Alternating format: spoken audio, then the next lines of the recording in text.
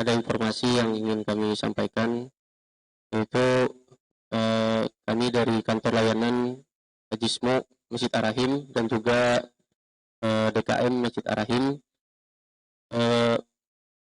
membuka donasi untuk saudara kita yang berada di Palestina.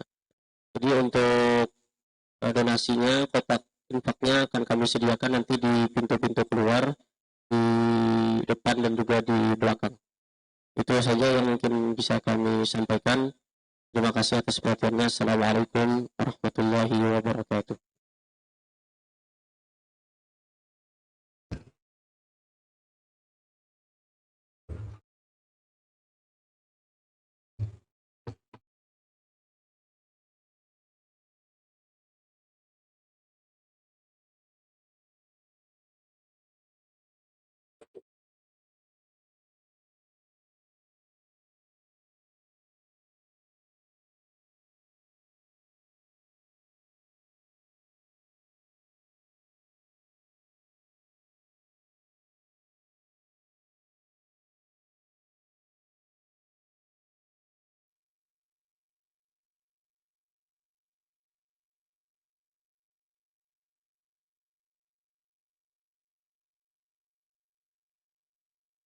Assalamualaikum warahmatullahi wabarakatuh.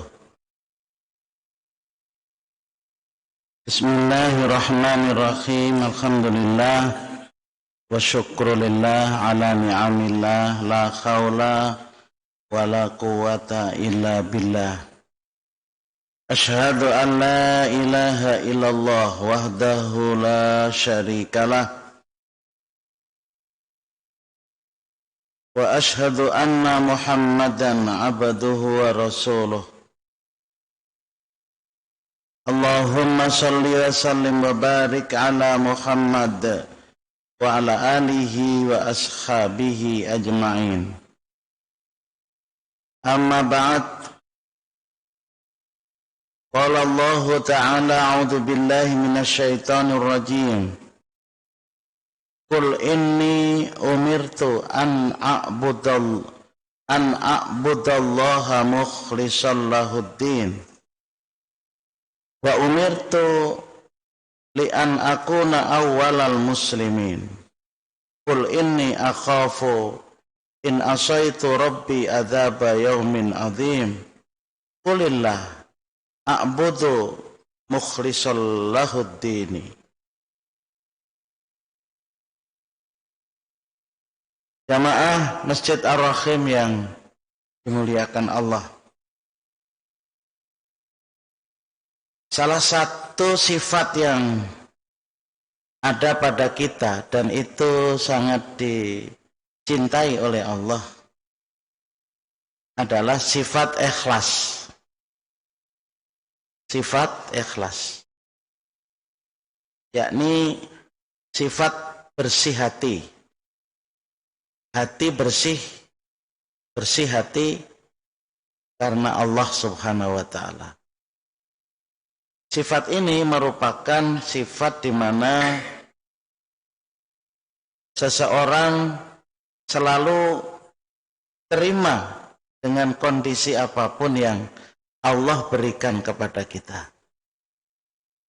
Keadaan apapun yang diberikan oleh Allah kepada kita, kita siap untuk menerima dengan penuh keikhlasan. Itu salah satu sifat. Itulah sebabnya maka Allah menurunkan salah satu surat yang namanya surat Al-Ikhlas. Alhamdulillah itu setiap kali dianjurkan kepada kita untuk membaca surat Al-Ikhlas itu. Terutama sesudah sholat wajib.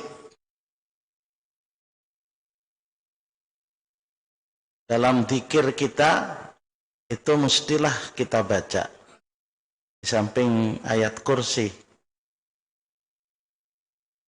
Kemudian 3 qul huwallahu ahad, qul a'udzu birabbil falaq, qul a'udzu birabbin nas. Kalau maghrib bahkan disunahkan 3 kali, subuh 3 kali. Ketika akan tidur 3 kali. Kenapa? Karena di sana ada kandungan keikhlasan terhadap Allah Subhanahu wa taala.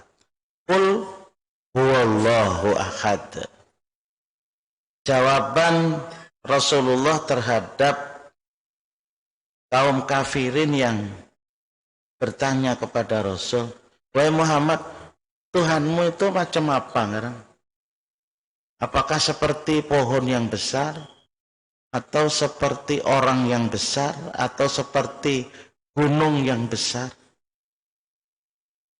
Karena selama ini pandangan mereka yang namanya Tuhan itu bisa ditamsilkan, divisualkan dengan benda. Jadi ada kecenderungan manusia itu memang seperti itu. Jadi ketika di dunia ini ada keinginan Tuhan itu mana? Tuhan itu mana? Lalu ia bikin berhala. Ia bikin model manusia siapa? Lalu dimisalkan kepada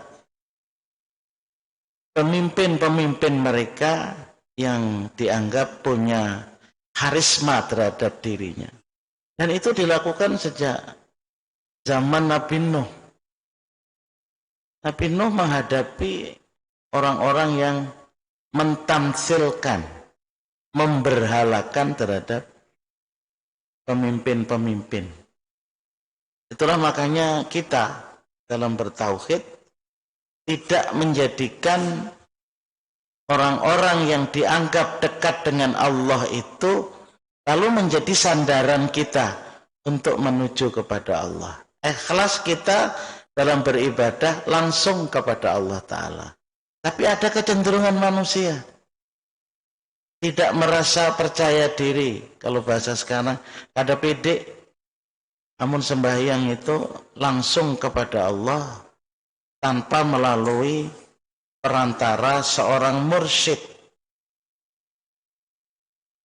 Jadi yang terlebih dahulu diingat ketika akan melakukan ibadah itu adalah mursyidnya dulu. Nah, mursyidnya ini nanti akan melakukan, mengingat kepada mursyidnya. Mursyidnya mursyid kepada mursyid. Gurunya guru kepada guru. Sampai jenjang ini ketemu dengan Rasulullah SAW. Kita orang yang di bawah tidak perlu tahu yang di atas itu siapa. Inilah kondisi yang terjadi sehingga Allah menjelaskan Allahu Ahad. Ya Allah sajalah Esa, tidak ada yang lain. Berdoa kepada Allah, beribadah kepada Allah, apa saja karena Allah. Itulah yang disebut dengan ikhlas. Berikutnya dijelaskan Allahus Samad. Allah itu tempat bergantung segala. Kenapa jadi bergantung kepada selain Allah? Selain Allah adalah makhluk. Sama diri kita juga makhluk. Bagaimana orang itu bergantung? Bagaimana orang menggantungkan nasib kepada selain Allah, sementara Allah lah yang Esa, Allah lah yang menciptakan kita. Allah lah yang memiliki sifat sempurna. Tidak ada yang lain yang memiliki sifat sempurna itu. Bahkan Allah memberikan nama terhadap dirinya supaya kita tahu bahwa sifat Allah yang merupakan nama menempel bagi Allah itulah sifat yang sempurna. Kenapa harus minta kepada yang lain? Cuman karena ia tidak melihat Allah dengan mata kepala. Sementara di dunia ini kita tahu laisa likulli wujudin yura.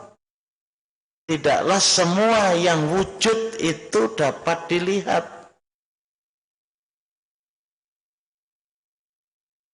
Lalu Allah menjelaskannya akan dirinya di dalam Al-Quran. Kan begitu. Mulai dari surat Al-Fatihah sampai dengan surat An-Nas.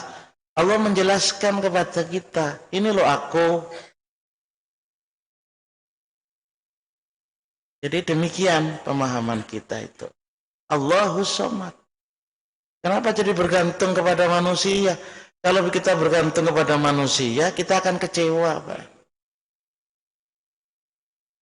Kenapa? Karena manusia itu tidak sempurna. Janji, pot kada jadi. Itu biasa.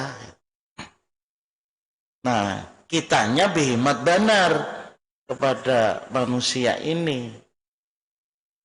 Jangan tahu pada pihak. Nah, begitu. Dan itu Allah jelaskan sendiri dalam Al-Quran. Wa qala alladzina taba'u law anna lana karratan fanatabarra'a minhum kama tabarra'u minna. Nanti di akhirat masing-masing ini akan mempertanggungjawabkan dirinya sendiri di hadapan Allah. Tidak ada lawyer, tidak ada pembela.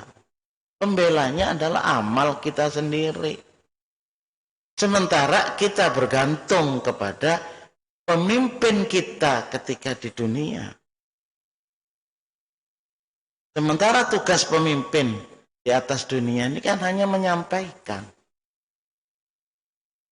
Apa yang kita sampaikan, apakah diterima atau tidak, itu tergantung masing-masing cara pemahamannya. Waqala alladzina taba'u, orang-orang yang mengikuti pemimpin tadi mengatakan. Karena nanti di sana masing-masing pemimpin kita masing-masing, ulun yang ceramah di sini juga mempertanggungjawabkan ulun sendiri, pian juga pian sendiri. Masing-masing kita berhadapan dengan Allah Subhanahu wa taala. Yang menjadi lawyer, yang menjadi pembela adalah amal kita. Amal kita yang akan berbicara. Sehingga secara jelas Allah mengatakan, al-yauma, pada hari peradilan, pada hari pertanggungan jawab amal kita, aku tutup mulut-mulut mereka. Aku kunci. Tidak bisa bicara mulut kita. Bagaimana bentuk mengunci itu urusan Allah. Di dunia ini aja kadang-kadang kita sakit batuk aja kada bisa berpandir. Nyikil batuk, pas kada kau pandir. Mudah bagi Allah. Di dunia aja mudah. Bahkan Allah akan wa tukallimuna aidihim, dan aku akan menjadikan tangan itu berbicara. Yang tadinya tidak bisa bicara, Allah bisa menjadikan berbicara. Wa tashhadu arjuluhum, kaki-kaki mereka akan menjadi saksi. Jadi penghisapan Allah itu amat sangat cepat. Masing-masing. Lalu ketika apa yang ia ikuti pemimpin itu salah, pemimpin tidak bertanggung jawab kepada kita. Ngeluyur aja. Seandainya sampian-sampian itu tahu pada hari ini tidak bertanggung jawab, waktu ulun di dunia kada umpat pian. Tapi sudah terjadi di akhirat. Makanya kan kita ini tidak menginginkan jamaah itu untuk kultus, Pak. Untuk mengagung-agungkan pemimpin. Mengagung-agungkan bahwa kita ini perlu juga punya pemimpin. Iya, tapi mengagung-agungkan kan tidak. Kalau ini Pak, terserah pian tupang. Masuk surga kan neraka, tergantung pian. Ada pintar nih. Tidak bisa, tidak ada. Ya itu nanti terjadinya lalu apa? Kalau di dalam agama Nasrani ada namanya asyikul ghufran, ada cek pengampunan. Dosa pian apa aja, tulis. Lalu harganya seini. Kalau dibikin sertifikat, diampuni Allah, begitu nanti berhadapan dengan Allah langsung masuk surga. Tanggung jawabnya yang di belakang, yang di bawah itu tanggung jawab. Nah, mengampuni dosanya. Tapi ada cek. Cek itu ada gratis. Ada cek pengampunan, ada duitnya. Jadi itu keikhlasan diajarkan oleh Allah kepada kita. Lam yalid wa lam yulad. Allah menjelaskan untuk mengkanter pemahaman orang-orang Nasrani, orang-orang Yahudi. Allah itu tidak beranak dan tidak diperanakkan. Wah, Allah itu menciptakan buat apa? Kemudian hendak dia lawan Maryam, kan luput, Pak. Jadi nggak masuk akal. Pacaran lawan Maryam, Allah Ta'ala lahirlah Nabi Isa. Luput, Pak. Apa yang pikirkan? Sehingga Yesus itu sebagai anak Allah yang punya dua fungsi. Yang pertama, ia sebagai firman Allah, dan yang kedua sebagai sifat kemanusiaan, yakni kasih sayang. Kalau kita tidak, Rasulullah SAW abduhu wa rasuluhu, ikhlas betul itu sudah. Dan memang Rasulullah tidak ingin diagung-agungkan, cuman kita benar-benar mengagung-agungkan. Sehingga kadang-kadang membuat doa, coba Allahumma yassir lana ziyaratana ila Makkah al-Mukarramah wal Madinah al-Munawwarah bi barakatin Nabi sallallahu alaihi wasallam. Ya Allah, mudahkanlah ulun ini bukan dari Rasulullah doanya, tapi kalau dipakai boleh. Ya Allah, mudahkanlah ulun ini untuk bisa berziarah ke Mekah al-Mukarramah, apakah itu haji maupun umrah, dan ziarah ila al-Madinah al-Munawwarah, ke Madinah al-Munawwarah. Cukup di situ. Tambah lagi bi barakatin Nabi sallallahu alaihi wasallam, dengan berkahnya Nabi. Rasulullah aja menginginkan berkah dari Allah. Bahkan kita pun juga dianjurkan oleh Allah untuk bersolawat kepada Rasul. Yang memberikan berkah itu Allah. Man shalla sholatan, siapa yang ia mengucapkan solawat satu kali, sallallahu alaihi bi asyri sholawat. Siapa yang mengucapkan sholawat sesuai dengan tuntunan Rasul, maka Allah, bukan Rasul, maka Allah akan mengembalikan sholawat itu keselamatan, doa kesejahteraan, doa keberkahan 10 kali kepada kita. Bubulikannya. Jadi bukan Rasulullah. Hal ini bukan kita meremehkan Rasulullah. Hal ini kita tidak berlebih-lebihan kepada Rasulullah. Walam yakullahu kufuwan ahad. Tidak ada satupun yang menyamai dengan Allah. Bagaimana kita bisa menyamakan Allah dengan makhluk yang ada di alam semesta? Ini enggak mungkin dong. Tetapi Allah akan menjanjikan akan bertemu dengan kita di dalam surga. Faman kana yarju liqa'a rabbih falyamal amalan shalihah wala yusyrik bi ibadati rabbih ahada. Siapa yang ingin ia bertemu dengan Allah, bertemu betul. Dan Allah akan menjadikan mata kita yang ada ini ketika di surga mampu melihat Allah.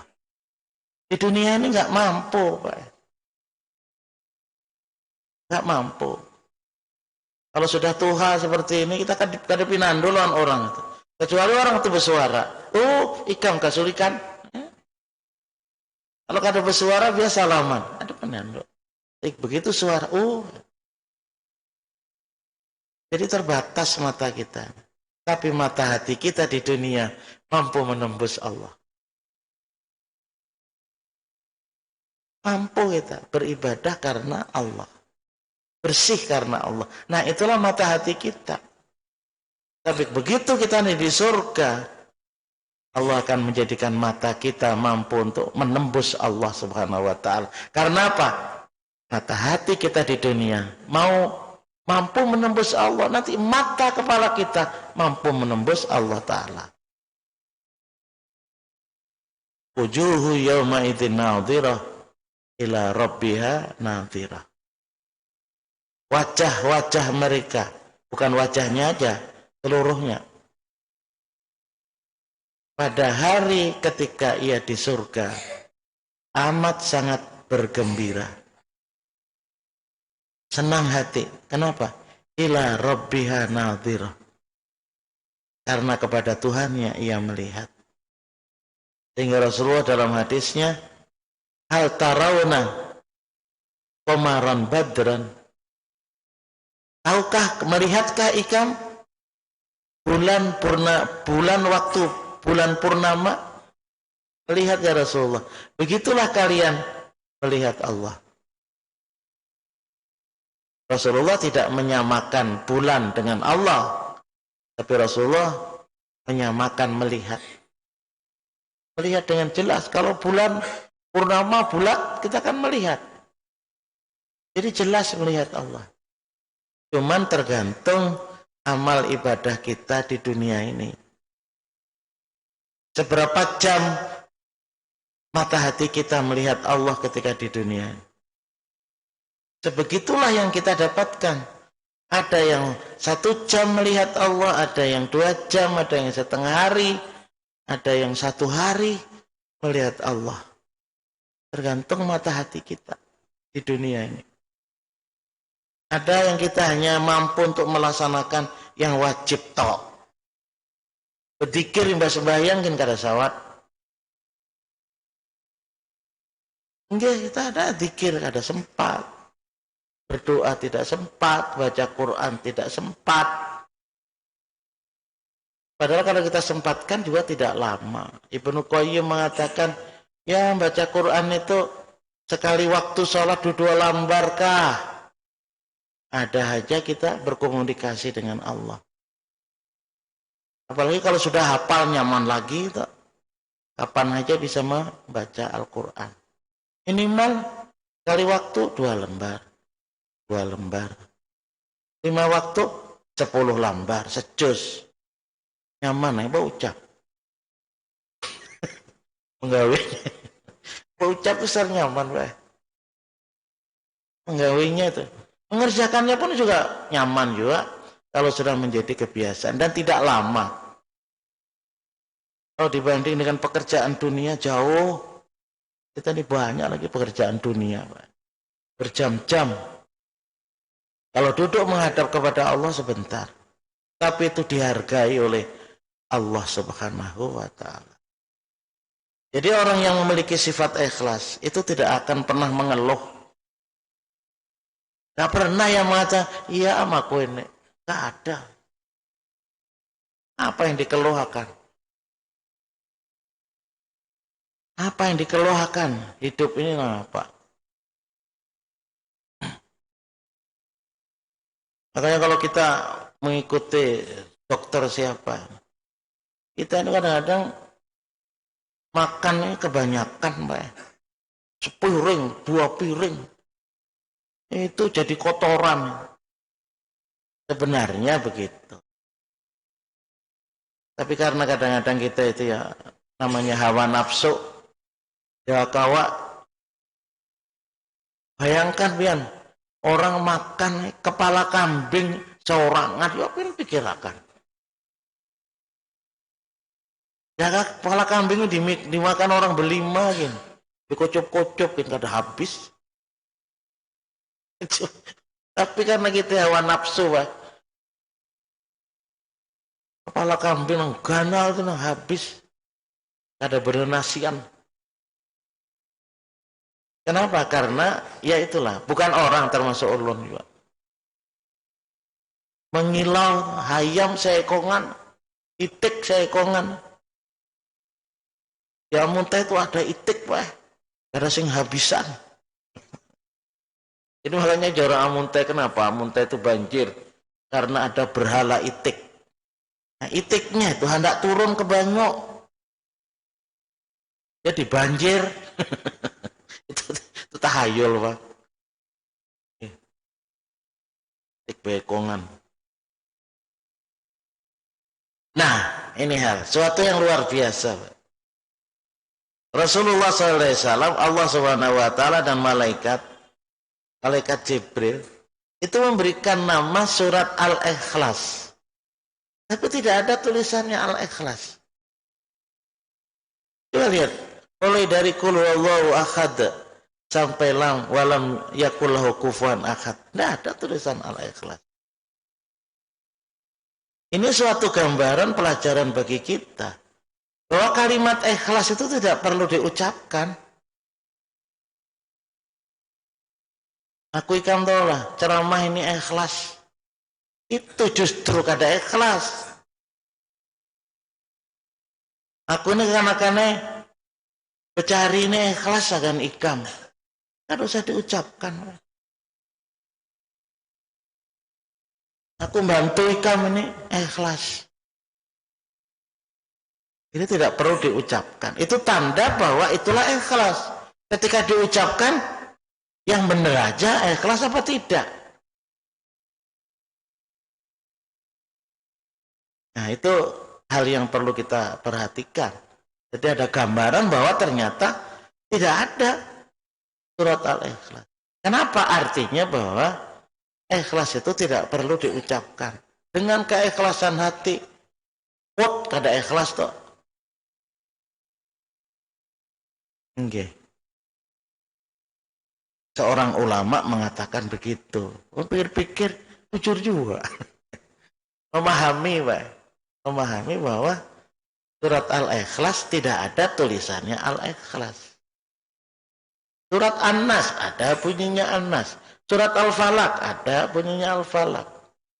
Surat Al-Lahab ada tulisannya Al-Lahab.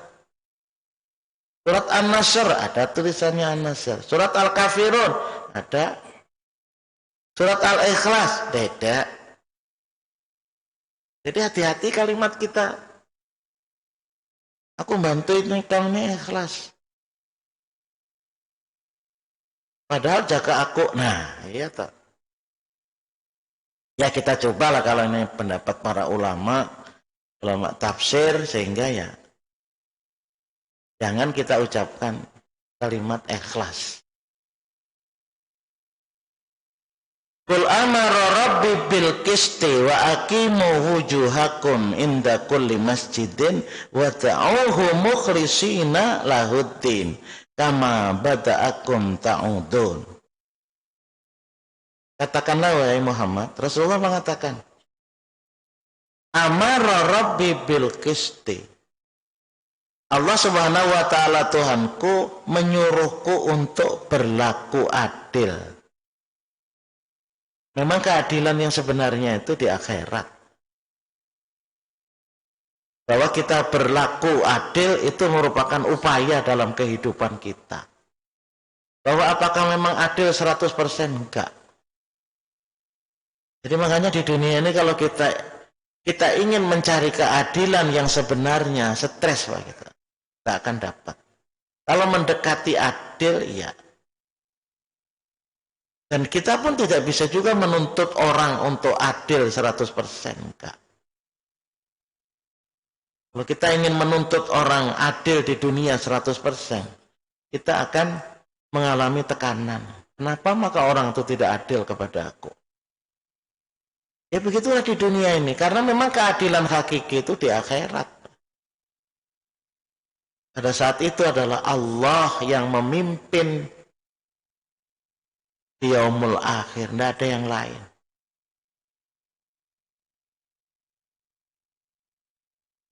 Qul amara rabbi bil qisti. Jadi semaksimal mungkin. Wa ma huwa al-adl? Al-adlu huwa wad'u syai'in ala makanihi. Yang dimaksud dengan adil itu adalah meletakkan sesuatu pada tempatnya. Itulah adil. Kalau kita meletakkan sesuatu bukan pada tempatnya, itu namanya tidak adil. Jadi makanya keadilan itu tidak mesti sama. Allah membagi rezeki kepada kita, itu memang tidak sama. Allah sendiri yang mengakui. Innallaha yabsutur rizqa liman yasha'u wa yaqdir. Allah Subhanahu wa taala itu membentangkan. Basato itu maknanya membentangkan, memberikan rezeki kepada siapa yang dikehendaki, serta membatasi, menentukan. Itu tidak sama, Pak. Tapi disitulah justru keadilan Allah. Loh kalau semuanya sugih, siapa namakan bubur? Jadi kita bersyukur ada orang-orang yang punya kemampuan atau kita bersama-sama mengadakan bubur. Supaya orang nama adakan bubur itu berpahala. Nang memakan siapa? Kita nang kadang bawa bubur. Apa ngalih makan? Ha? Sehingga kita yang makan berpahala, yang memberikan bubur pun juga ikut berpahala. Itulah keadilan Allah. Sehingga ketika kita melaksanakan sholat karena tadi makan bubur, ya, maka otomatis berpahala. Bahkan ada yang mengatakan sampai 40 hari. Ketika Allah takut, kenapa jadi sampai 40 hari? Oleh karena makanan itu berdiam di badan kita menjadi sel, itu sampai 40 hari baru berganti. Jadi berapa orang yang makan? Yang makan alhamdulillah orangnya orang yang taat kepada Allah Subhanahu wa taala. Sebanyak itulah pahala yang diberikan oleh Allah kepada orang yang, itulah keadilan. Keadilan.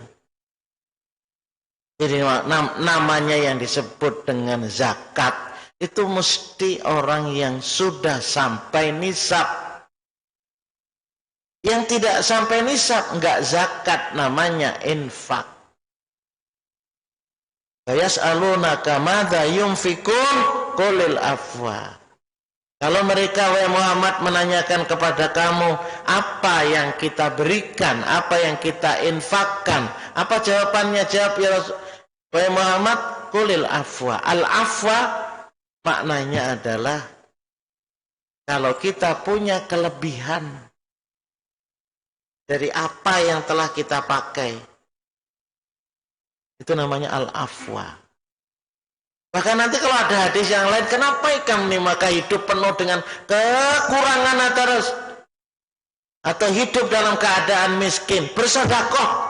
Nah, orang miskinnya suruh sedekah. Artinya satu saat kita itu ada juga kelebihan. Ada orang miskin, diisi pohon pisang, pisangnya itu betundun, tundunnya panjang, jangan dijual berataan.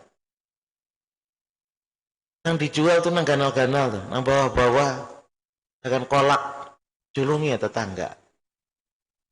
Maka ini yang akan mendatangkan kekayaan, sehingga kita tidak menjadi miskin. Itu begitu Rasulullah.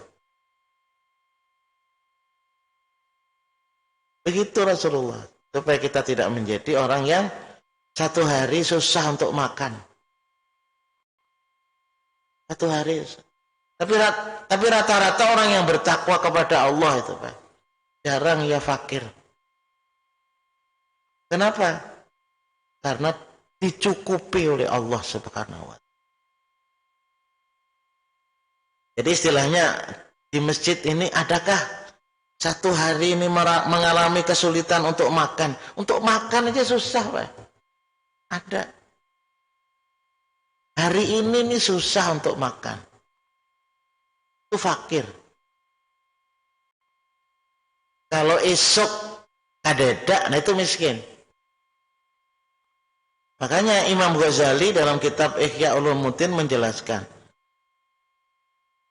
yang disebut dengan kaya adalah apabila orang itu punya persediaan makan sepekan yang akan datang. Itu sugih, sudah Pak. Tapi sugih dalam artian wajib zakat, tidak. Jadi harus merasa, bila kita ini berisi baras cukup untuk sepekan. Hari ini hari Sabtu, ada aja beras itu yang akan kita makan sampai hari Sabtu yang akan datang. Sugih, oh sugih. Masih juga belum merasa sugih, ya bayangkan. Itu beliau itu memberikan ukuran seperti itu. Artinya bukan berarti selama sepekan itu makan aja, tapi ada ikhtiar. Enggak, ada ikhtiar dalam sepekan itu. Apakah unjun kan, apakah bawa nukar beras pulang untuk pekan depannya. Nyaman. Kalau ia punya pakaian lebih dari 3, sugihlah ia. Nah, siapa nang kada isi pakaian 3, wapadana. Selawar 3, baju 3, tapih 3, kopiah 3, sahabat 3. Bila lebih dari 3, sugih.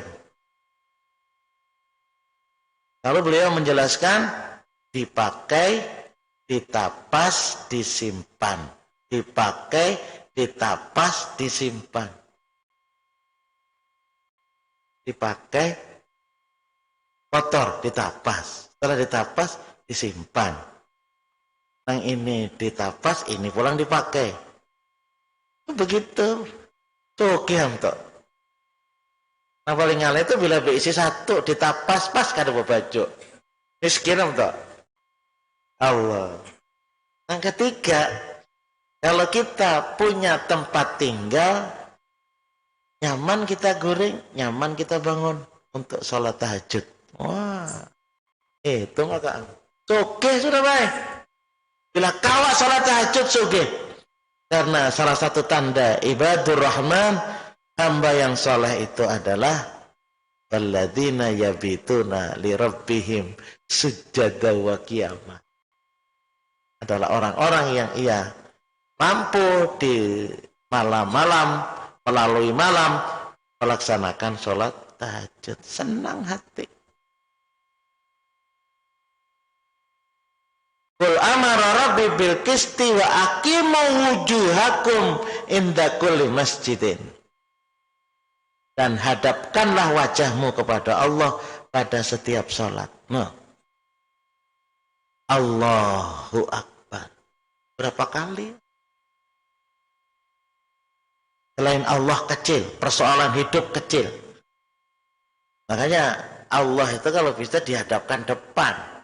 Di belakang yang lalu sudah. Kita menghadapi ke depan. Allahu Akbar. Ada juga yang Allahu Akbar. Nah, belakang, depan. Allahu Akbar. Satu rakaatnya sudah 6 kali, Pak. Kali 4 24. Dan sesungguhnya Allahu Akbar itu nanti muaranya juga ke la ilaha illallah. Muaranya adalah bagaimana kita ikhlas karena Allah. Itu orang Allahu Akbar. Yang paling susah itu begitu sudah Allahu Akbar, mengingat masa yang lalu, berpikir masa yang akan datang. Ia tidak berpikir untuk menghadap, untuk memuji, untuk mengadukan segala kehidupan kita ini kepada Allah Ta'ala. Mestinya kita menghadap kepada Allah. Makanya kan sholat itu segala-galanya ibadah, Pak. Untuk mengukur seorang ini sudah taat atau tidak, sembahyang. Sembahyang. Itu ukuran. wa aqimu wujuhakum inda kulli masjidin. Sembahlah dia Allah Subhanahu wa taala, hadapkan wajahmu kepada Allah pada setiap ke masjid, maksudnya setiap melaksanakan sholat. Makanya kita berusaha Pak, sholat wajib itu di masjid. Walaupun Imam Syafi'i itu minimal sekali lah sehari semalam itu ada aja diilangi masjid Ar-Rahim ini. Karena dipaling orang hanya tahu. Wah, kenapa masjid kita dipaling? Ikam kada datang. Nah, datang hari Jumat saja dipaling. Hari Rabu dipaling orang, dia tahu. Ikam kada turun. Diilangi minimal 1 kali dalam 5 waktu. Syukur kalau lebih dari itu, udah kita syukuri. Wada'uhu mukhlishina lahuddin, dan hendaklah dia berdoa kepada Allah Subhanahu wa taala dengan penuh keikhlasan. Kama bada'akum ta'udun, kamu akan dikembalikan kepada Allah sebagaimana kamu diciptakan semula. Ini jamaah yang menjadi tujuan kita. Sama-sama memang tidak semudah yang kita gambarkan, walaupun sebenarnya mudah. Ya, di dunia ini ya tergantung bagaimana pikiran kita. Kalau pikiran kita itu mudah, Allah juga akan memudahkan. Kalau kita memikirkan sesuatu itu sulit, ya sulit lah. Kalau Umar bin Khattab itu mengatakan anta laka anta, kamu itu tergantung kamu, kamu itu tergantung kita.